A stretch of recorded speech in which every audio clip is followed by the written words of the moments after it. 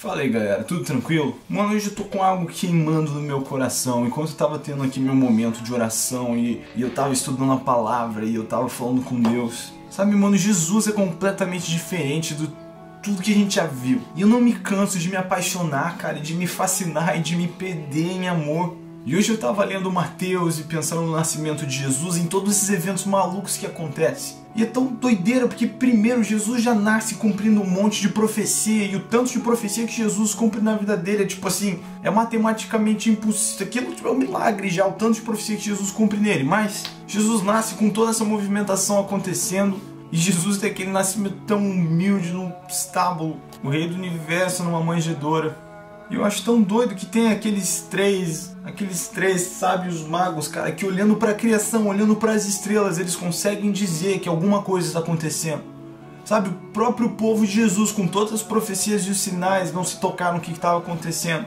Mas a criação contou uma história e esses homens, olhando para as estrelas, sabem que o Messias chegou. E daí nessa época Herodes faz um decreto que toda criança de 2 anos para baixo deve ser morta. E antes disso mesmo, um anjo apareceu para a família de Jesus e avisou eles sobre isso. Então eles fugiram para o Egito. E eu fico pensando, porque para isso acontecer, Jesus ainda tinha que ter menos de 2 anos. A gente não sabe se aquilo foi no mesmo ano, se foi um pouquinho depois. Mas pensa para a família fazer uma viagem naquela época com um recém-nascido ou um bebê que tinha menos de 2 anos. Cara, isso era extremamente perigoso. E Jesus já chegou no mundo grego-romano nesse contexto. E você olha para todo o plano de fundo se formando e Jesus é tão um herói que a Terra precisava. Jesus é o herói que a Terra precisava, meu Deus.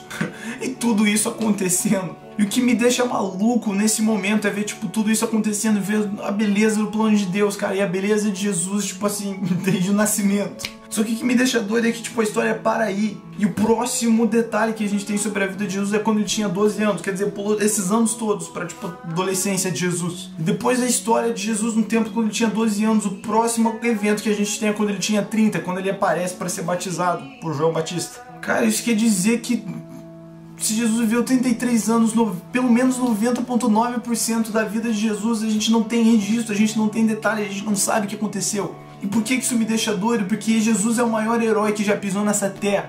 E você sabe como a gente é com heróis. Cara, o nosso artista favorito às vezes tem uma biografia de sei lá quantas páginas que diz absolutamente tudo sobre ele, e as pessoas compram aquelas coisas e a gente quer saber tudo sobre as pessoas que são importantes para nós e são nossos heróis e que a gente admira. Só que Jesus, que é a pessoa mais extraordinária que já pisou nessa terra, não deixou para nós nem qual era a sua cor predileta ou o seu prato favorito.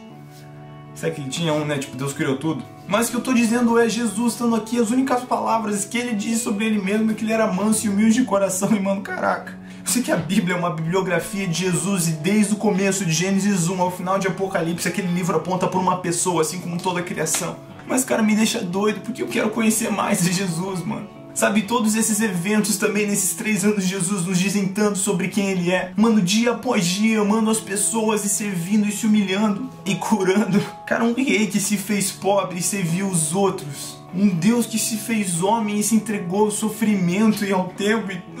Jesus estava lá sarando os doentes, curando os feridos, restaurando os cansados, e Jesus morreu no meio dos bandidos. E eu penso, eu não tenho 30 anos ainda. O tanto de história que eu tenho até hoje, o tanto de encontro que eu já tive com Deus, o tanto de coisa que já foi pros meus caderninhos. Cara, eu penso nos caderninhos de Jesus, que tipo de vida com Deus Jesus viveu nessa terra. Cara, se com 12 anos ele conseguia discutir com os mestres do templo, que viviam de estudar. Ah, mano, como assim? Jesus ainda se escondeu dos 12 aos 30 antes de fazer qualquer coisa, respeitando a cultura da época e tal. Mas cara, o meu ponto é, Jesus é completamente apaixonante. E Jesus é tão humilde, tão diferente de tudo que a gente já viu, que o tempo que ele teve nessa terra não foi chamando atenção para ele mesmo, apesar dele ser o caminho, a verdade, a vida. E o que ele deixou para nós, da identidade dele, é tão extraordinário, e são verdadeiras lições para a gente amar e servir ao próximo e buscar o reino de Deus. E buscar agradar o Pai antes de qualquer coisa. Não existe ninguém tão extraordinário como Jesus, tão humilde, tão manso, tão lindo. E muitas vezes a gente consegue passar dias sem se perguntar sobre quem ele é, sabe, sem querer ir mais fundo, se contentando com tão pouco que a gente sabe sobre esse homem. Cara, eu não sei vocês, mas eu quero gastar a minha vida para conhecer esse Jesus e fazer ele conhecido em todo canto dessa terra. Eu quero conhecer e amar Jesus até que nada mais importe, mano. Sabe, com tudo isso, com toda essa história, nele onde tudo existe, subsiste, todas as coisas se cumprem. Ah, mano, não tem palavras pra expressar quem Jesus é.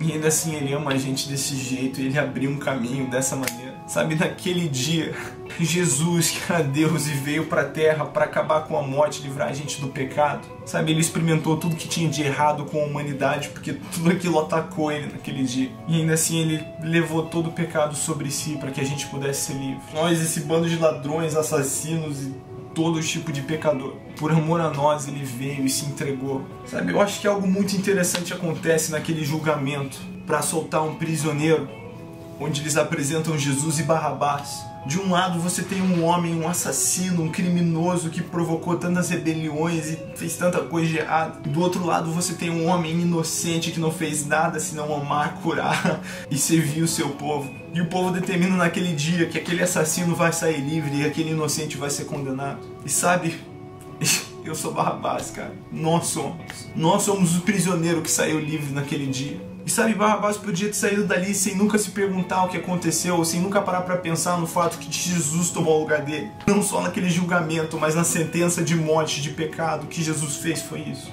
Sabe, o que a gente faz com esse sacrifício e a vida de Jesus é nossa decisão. Jesus não força a gente a fazer nada.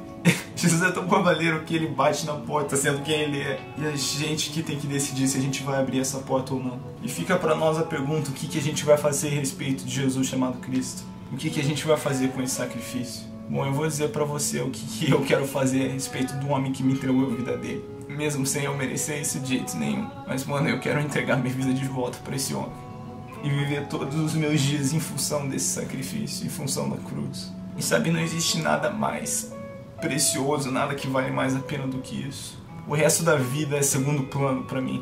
E tem que ser segundo plano pra nós. Nessa semana eu quero encorajar você a repensar a sua vida se necessário. Mas não deixe os seus dias passar em branco sem conhecer mais sobre esse homem chamado Jesus. Sobre a pessoa mais incrível. Se você não entregou a sua vida pra ele, faça isso. E você vai experimentar o melhor dessa terra. O melhor dessa terra com paz no meio de perseguição se necessário. Mas é o melhor dessa terra e além. Então, Deus abençoe a todos. Eu espero que esse fogo no meu coração tenha mexido com você. E, mano, vamos conhecer Jesus. Deus abençoe vocês. Tenham um bom resto de semana e final de semana. E a gente se vê na segunda que vem.